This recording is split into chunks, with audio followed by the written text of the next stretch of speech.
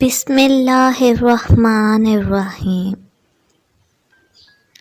السلام علیکم۔ آپ دیکھ رہے ہیں ایرم وائس چینل۔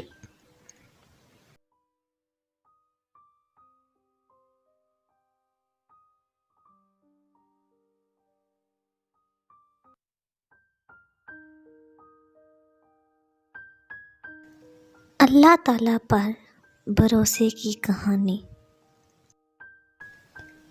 ایک عورت کہتی ہے کہ میرا خاوند کسی وجہ سے لمبی مدت کے لیے غائب ہو گیا۔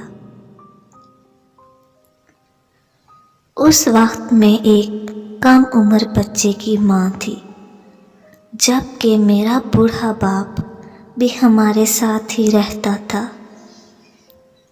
ہماری غربت اور مفلسی اپنی انتہا کو تھی، اور اکثر اوقات ہمارے گھر میں کھانے کے لیے کچھ نہیں تھا۔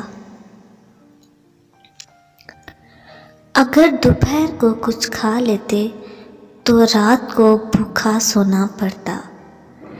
صبر کے ساتھ ہم ہر حال میں اللہ کا شکر ادا کرتے تھے۔ ایک رات کو تو بھوک اور افلاس نے ہمارا وہ امتحان لیا جو اس سے پہلے کبھی نہ لیا تھا۔ میری بیٹی کو شدید بخار نے آن لیا۔ بچی کی بخار اور بھوک سے بنی حالت کو دیکھ کر مجھے اور والد کو اپنی بھوک بھول گئی۔ ایسی بے کسی اور بے چاری تو کبھی نہیں دیکھی تھی۔ بے قراری حد سے بڑھی تو مجھے اللہ تعالیٰ کا یہ قول یاد آ گیا کہ بھلا کون بے قرار کی التجا قبول کرتا ہے جب وہ اس سے دعا کرتا ہے، اور کون اس کی تکلیف دور کرتا ہے۔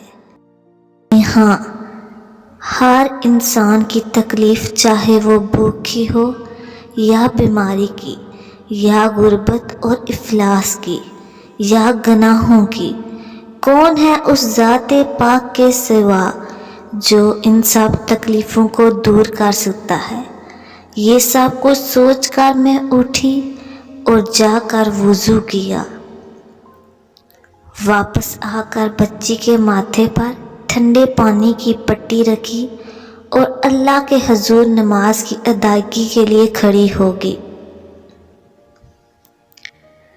مختصر سی نماز پڑھنے کے بعد ہاتھ اٹھا کر بچی کے لیے دعا کی، اس کے ماتھے سے پٹی اتار کر دوبارہ پانی سے بھگو کر رکھی اور دوبارہ نماز کے لیے جا کھڑی ہوئی۔ نماز کے بعد ایک بار پھر بارگاہ الہی میں ہاتھ اٹھائے، دعا سے فراغت پر پانی کی پٹی تبدیل کی اور دوبارہ نماز کے لیے کھڑی ہو گئی۔ اور یہ عمل میں نے کئی بار کیا۔ جب میں نے یہ عمل کئی بار کیا تو کسی نے دروازہ کھٹکھٹایا، اس حیرت کے ساتھ کہ بھلا رات کے اس پہر کون ہو سکتا ہے۔ میرے والد نے پوچھا کون، اور جواب آیا میں ڈاکٹر ہوں۔ میں اور میرے والد ایک دوسرے کو حیرت سے دیکھ رہے تھے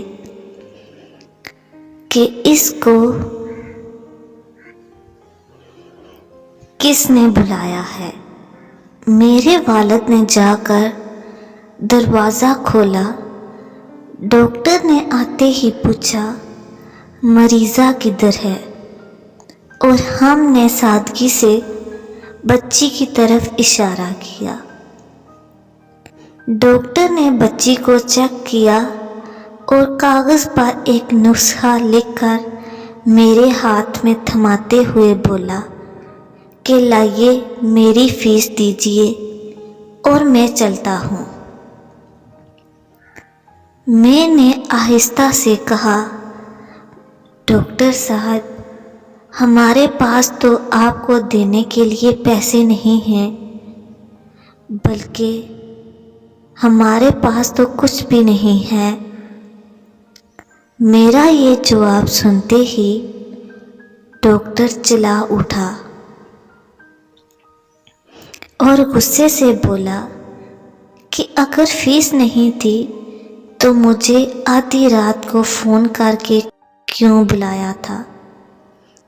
کیوں مجھے اس طرح بے آرام کیا ہے؟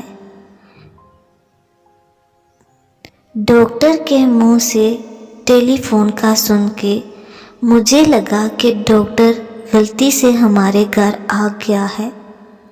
میں نے ہمت کرتے ہوئے جواب دیا کہ ڈاکٹر صاحب، ہم نے آپ کو ٹیلی فون کر کے نہیں بلایا، بلکہ ہمارے پاس تو فون بھی نہیں ہے۔ یہ سن کر ڈاکٹر نے مجھ سے کہا کہ اچھا، یہ فلاں شخص کا گھر نہیں ہے؟ میں نے کہا، نہیں ڈاکٹر صاحب، فلاں شخص ہمارا ہمسایہ ہے۔ ڈاکٹر تھوڑا سا خاموش ہو گیا اور پھر ہمارے گھر سے نکل کر ہمارے ہمسائے کے گھر چلا گیا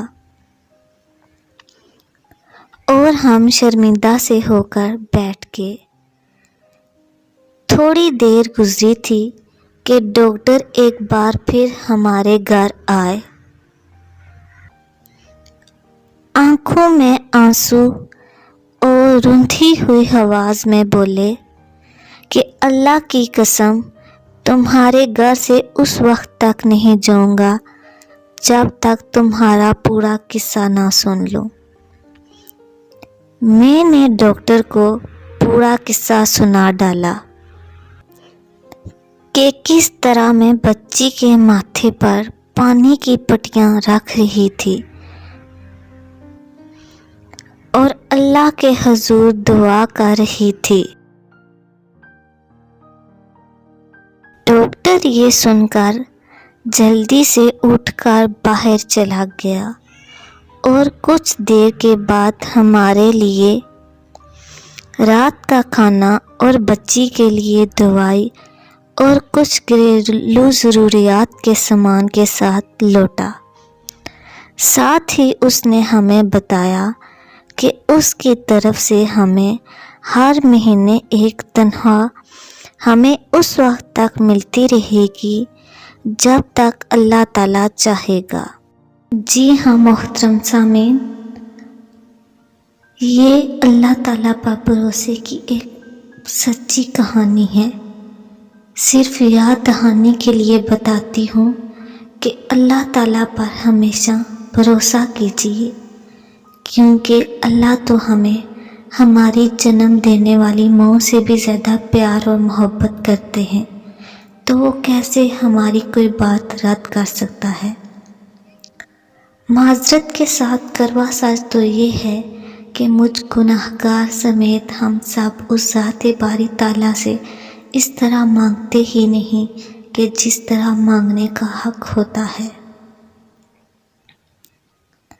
اللہ تعالیٰ مجھ گناہگار سمیت ہم تمام مسلمانوں کو ذات رب العالمین پر مکمل اعتماد اور ایمان رکھتے ہوئے ہر مصیبت اور امتحان، آزمائش اور پریشانی پر صرف اپنا محتاج کرے اور ساری زندگی صراط مستقیم پر چلنے کی توفیق عطا فرمائے۔ وقت نزاع کلمہ توحید اور رسالت نصیب فرمائے۔ آمین ثم آمین یا رب العالمین۔